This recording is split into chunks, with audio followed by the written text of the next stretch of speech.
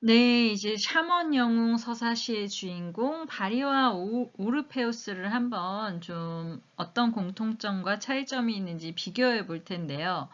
일단 바리와 오르페우스의 사회적인 위상은 이제 동일합니다. 바리는 블라국의 공주고 오르페우스는 트라키아의 왕자죠. 그래서 두 신화의 인물은 어떤 형태로든 자신이 속한 인간 집단에게 미래의 어떤 방향성을 제시해야 하는 입장에 서 있고, 두 주인공이 이제 대샤먼, 대사제로서 변성되어 가는 과정은 서로 다른 동기에 의해서 출발하지만 사실은 이제 동일한 단계를 거치면서 진행이 됩니다.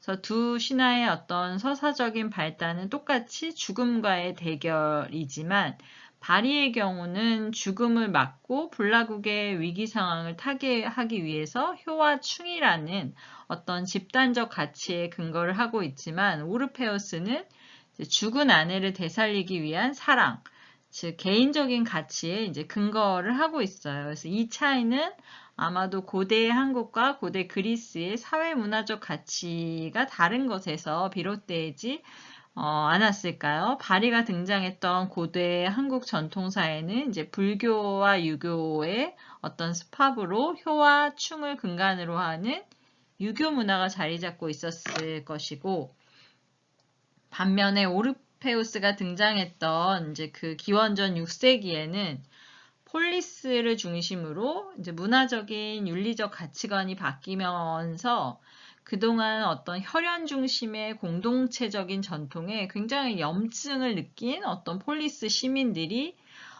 자유로운 개인을 옹호하는 어떤 휴머니즘에 굉장히 이제 열광을 하고 있지 않았을까라고 해석들을 하는 거죠. 이러한 문화적 맥락에서 두 신화의 이제 가치의 차이가 난다라는 것이고요.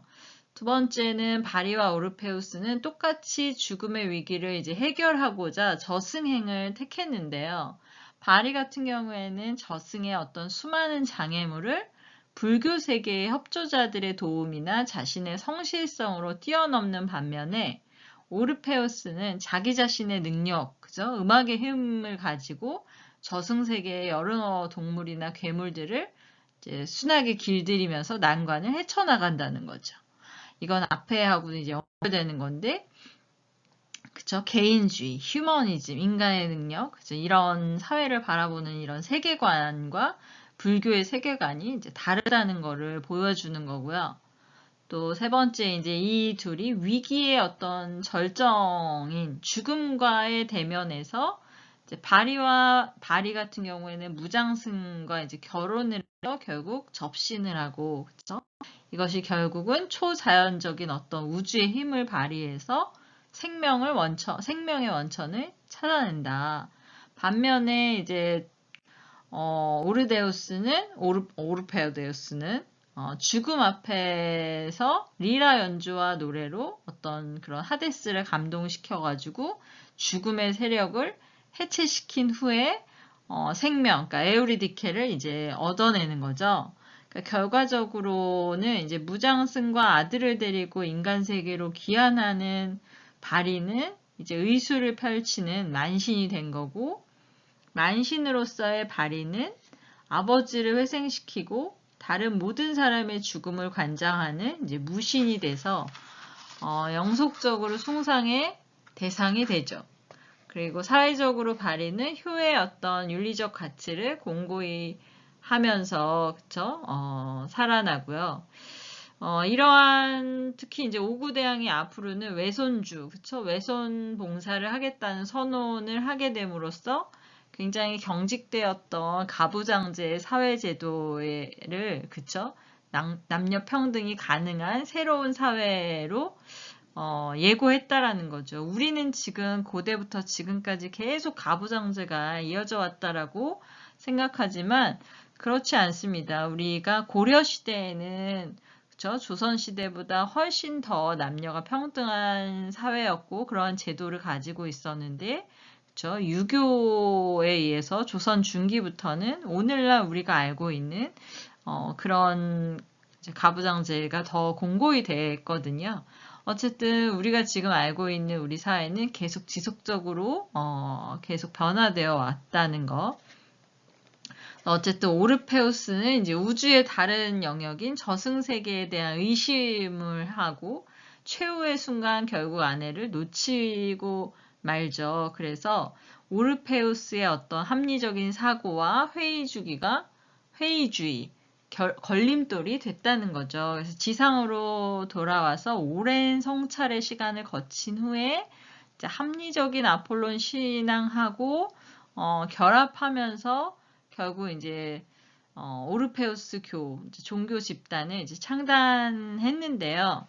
결국은 바리와 오르페우스는 이제 이승과 저승이라는 두 세계의 경계를 넘나들 수 있는 자들이었다라는 거죠. 그래서 저승의 존재와 소통할 수 있고 망자의 영혼을 극락과 천국으로 인도할 수 있는 자격을 갖게 된 대샤먼들이다. 그래서 약간 이제 비교도 해보고 공통점과 차이점을 한번 살펴보았는데요. 이제 이런 것들은 충분히 우리가 무대 위에서 그쵸?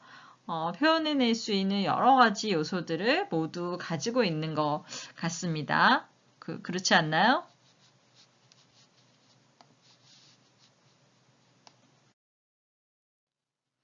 네, 오늘 제가 너무 많은 이야기를 좀 한 것 같아요. 좀 뭔가 세세히 좀 설명을 하느냐고 굉장히 말이 많아져서 죄송한데요. 죄송합니다.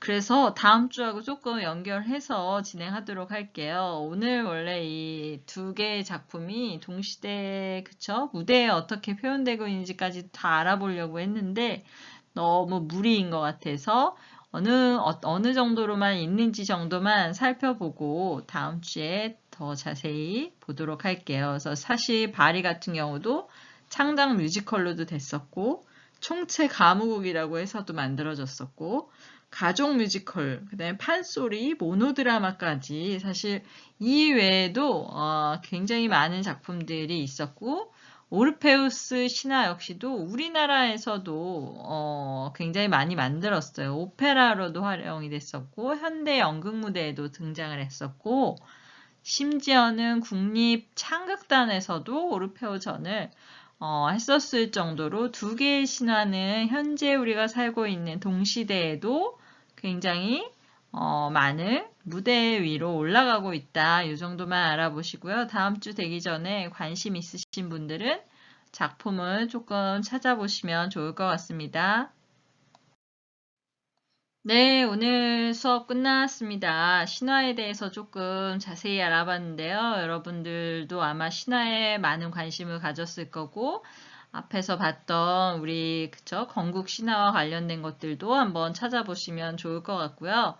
네, 오늘은 문화 콘텐츠의 소재로 활용되는 이제 신화, 그리고 바리 신화와 고대 그리스의 오르페우스 신화를 조금 분석적으로 그쵸? 서사 구조나 캐릭터를 살펴보았는데요. 다음 주에는 아까 얘기한 것처럼 무대 위에서 어떻게 공연 작품으로 탄생하는지 좀 더 자세히 살펴보고 오늘은 여러분들이 어떤 신화에 대해서 어느 정도 알고 있고 어떻게 생각하고 신화가 공연으로 무대화됐을 때는 좀 어떤 모습이면 좋겠다라고 하는 여러분들의 의견을 또 토론방에서 뜨겁게 나눠주시면 감사드리겠습니다. 네, 오늘 수고하셨습니다. 다음 주에 만나요.